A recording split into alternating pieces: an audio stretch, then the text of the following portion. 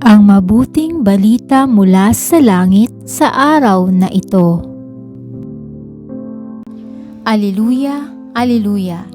Si Kristo'y laang magtiis, ng tagumpay ay nakamit at sumaatin ang langit. Aleluya, aleluya!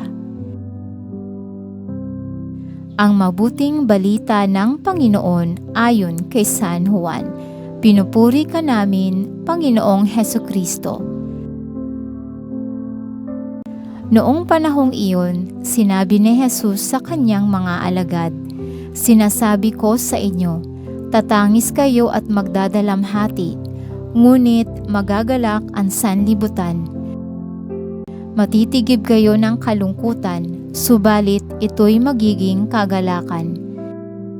Kapag nagdaramdam na ang isang babaeng manganganak, siya'y nahahapis, sapagkat dumating na ang oras ng kanyang paghihirap. Ngunit pagkapanganak, hindi na niya naaalala ang hirap. Siya'y nagagalak dahil sa ipinanganak na sa sanlibutan ang isang sanggol. Gayon din naman kayo, nalulumbay kayo ngayon, ngunit muli akong makikipagkita sa inyo at mag-uumapaw sa puso ninyo ang kagalakang hindi maaagaw ninuman.